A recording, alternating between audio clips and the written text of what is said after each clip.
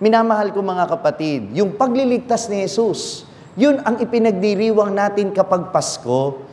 Bago pa magkaroon ng regalo, bago pa magkaroon ng Christmas party, bago pa magkaroon ng mga reunions, at bago pa malink ang Pasko sa Pasko na sinta ko, na kailangan meron kang kasintahan pag araw ng Pasko. Wala po yan. Nung unang Pasko, ang meron lang nung unang Pasko, ang katotohanan na minahal tayo ng Diyos at tayo'y iniligtas niya. Amen ba yon?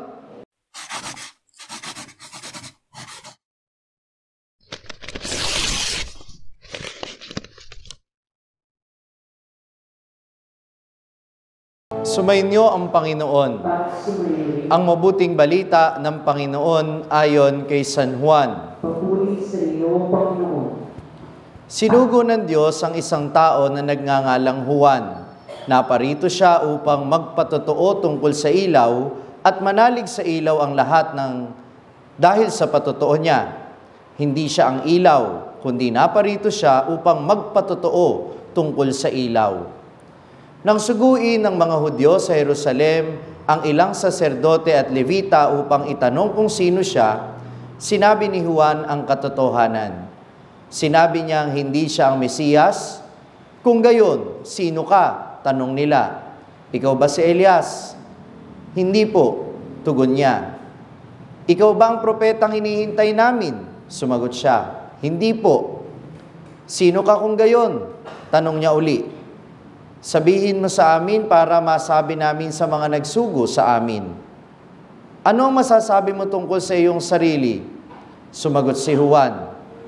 Ako ang tinig ng isang sumisigaw sa ilang. Tuwirin ninyo ang daraanan ng Panginoon. Ang propeta Isaias ang may sabi nito. Ang mga nagtanong ay sugo ng mga Pariseo. Muli nilang tinanong si Juan, bakit ka nagbibinyag? Hindi pala naman ikaw ang Mesiyas, ni si Elias, ni ang propeta. Sumagot siya, ako'y nagbibinyag sa tubig, ngunit nasa gitna ninyo ang hindi ninyo nakikilala. Siya ang susunod sa akin, subalit hindi ako karapat-dapat magkalagman lamang ng tali ng kanyang panyapak. Ito'y nangyari sa Betania, sa ibayo ng Jordan, na pinagbibinyagan ni Juan. Ang mabuting balita ng Panginoon. Pinupuri ka namin, Panginoong Jesucristo. Magandang gabi po sa inyong lahat.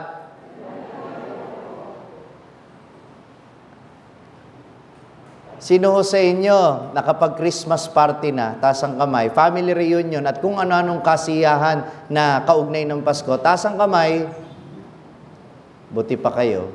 Hindi. Ako rin po, may mga na-attend na rin po ng mga Christmas party. At hindi ba kayo nagtataka o naisip nyo ba, lahat ba talaga ng dumadalo ng Christmas party masaya?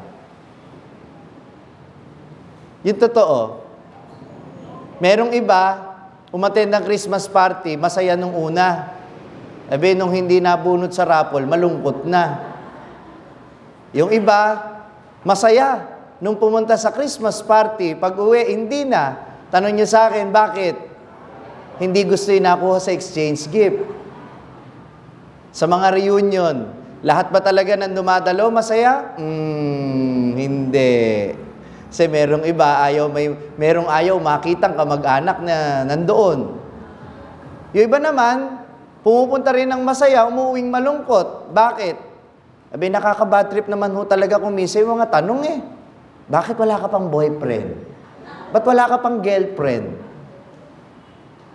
Bakit? Required ba?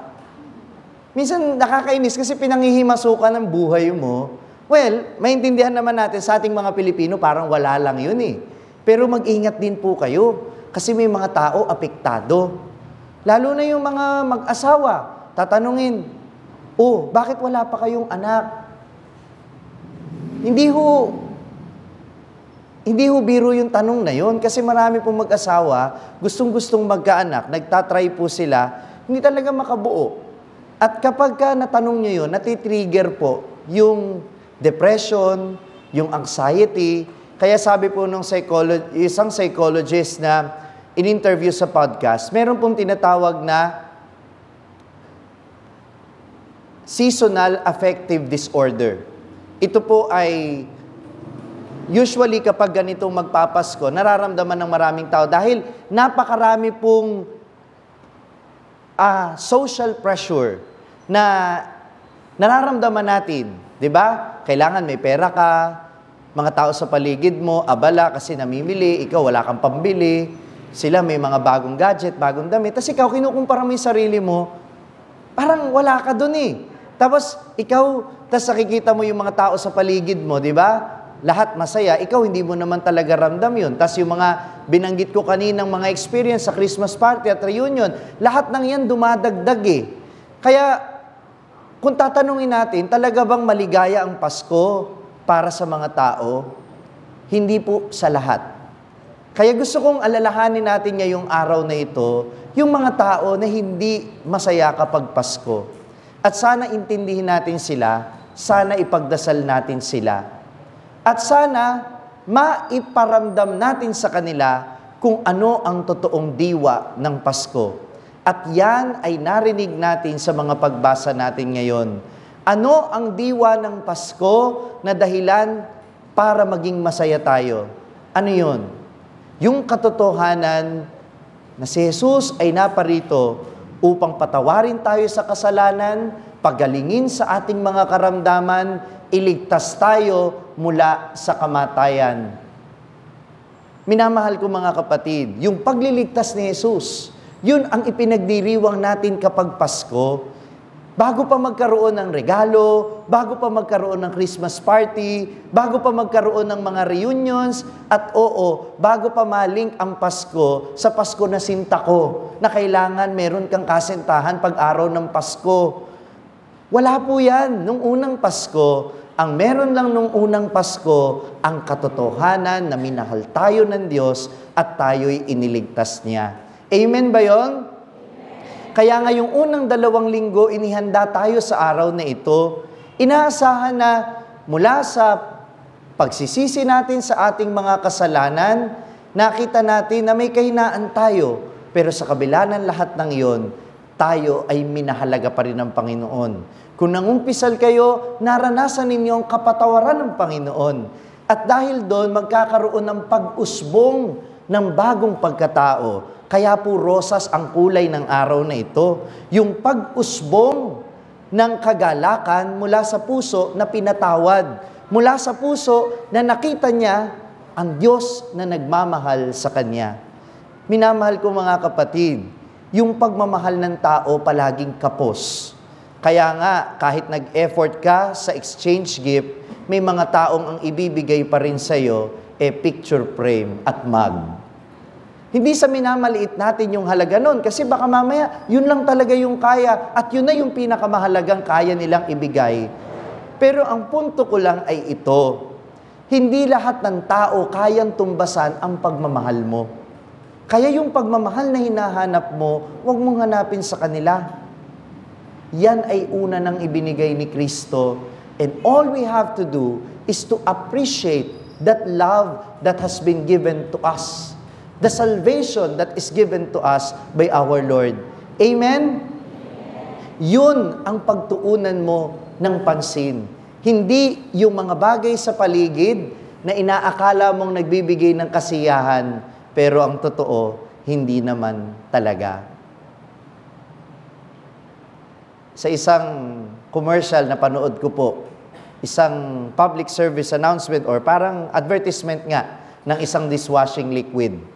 Sabi po doon may umuwi po na isang balikbayan na OFW na nanay. Pag uwi niya, excited siyang buksan yung balikbayan box sa kanyang anak. Nilabas niya yung t-shirt na blue. Sabi niya, anak, t-shirt, paborito mo to, di ba? Nakasimangot yung bata. Tang sabi nung ate nung bata, hindi na po blue ang favorite niya, green na. Maya-maya, binuksan niya ulit yung balikbayan box, sinukay niya sa ilalim. Ito, alam ko, talagang magugustuhan mo ito, rubber shoes, para sa basketball mo. Hindi pa rin umingiti yung bata. Sabi nung ate, matagal na pong hindi nagbabasketball si Bunso. Mobile games na po ang gusto niya. Nag-uusap sila sa hapagkainan na pagkwentuhan nung kanyang ina at nung kaibigan ng nanay, yung paboritong pagkain nung alaga nung nanay sa abroad. Sabi niya, ito, fried chicken. Paborito to nung alaga ko sa abroad. Ito rin ang paborito ng aking bunso. Hindi ba? Nako, ang sama ng mukha ng bunso niya. Ang sabi nung ate, Mami, hindi na po kumakain ng fried chicken si bunso. Sabay walk out nung bata. Habang naguhugas ng pinggan yung nanay, syempre dishwashing liquid nga eh. Lumapit yung bunso, nilapit nung ate, nagsorry yung bata. Paglapit ng bata dun sa nanay, umiiyak yung bata. Sabi niya, Mami, ako pa rin ba ang favorite mo? Hindi natin alam ang pinagdadaanan ng bawat tao. Akala natin ang ikasisiya nila yung mga material na bagay. Akala natin ang magiging kasiyahan ng kapwa-tao natin, yung mga bagay na inaakala natin, makapagpapasaya din sa atin. Pero hindi. Iba-iba tayo ng pangangailangan. May nangangailangan ng pagmamahal, ng isang ina, may nangangailangan ng pagkalinga ng isang ama, may nangangailangan ng yakap ng anak sa magulang. Pero lahat tayo kailangan ng tagapagligtas. Lahat tayo kailangan natin ng kapatawaran sa ating kasalanan. Lahat tayo kailangan natin ng kaligtasan. At yan, kay Jesus lamang natin matatagpuan. Kaya ngayong malapit na ang Pasko at pinagninilayan na natin ito simula sa 3 linggo ng Adbyento, sana ibalik natin si Kristo bilang sentro ng Pasko. Huwag natin kalimutan, kaya yan Christmas, galing sa salitang Christ. Kaya hindi tayo dapat bumabati ng Happy Holidays. Kahit anong sekta pa kaharap mo, maging proud ka na ang dahilan ng Pasko ay si Kristo. Maging proud ka na dahil sa Kristong ito, hindi lang may Pasko, may Christmas bonus din kayo, kasama na sila na hindi naniniwala sa Pasko. Dahil ang kagalakang hatid ni Kristo, hindi lang para sa iilang tao, kundi para sa buong mundo. Amen. Kung na-bless ka ng pagninilay natin sa araw na ito, huwag mong kalimutang mag-subscribe sa page na ito at i-click ang bell button para manatiling updated sa tuwing nag-upload tayo ng mga pagninilay dito. At syempre, hindi pwedeng ikaw lang ang nabe-bless. Kung gusto mo ring ma-bless ang iyong mga kaibigan at mahal sa buhay, i-share ang link ng video na ito sa kanila. Ako po si Father Franz Dizon, ang content creator ng Sa Madaling Sabi na matatagpuan ninyo sa iba-ibang social media platforms. Pari ng Diocese ng Malolos. At ngayon ay matatagpuan na rin po ninyo ang aking mga pagninilay sa #1 Catholic app in the world, ang Hallow. 400,000 po na Pilipino na ang nakasubscribe sa Hallow. Ano pang hinihintay ninyo? I-download na po ninyo ng libre ang Hallow app sa inyo pong Google Play Store o kaya naman ay Apple App Store. Magkita-kita po tayo hanggang sa aking susunod na pagninilay dito sa ating page, ang Sa Madaling Sabi.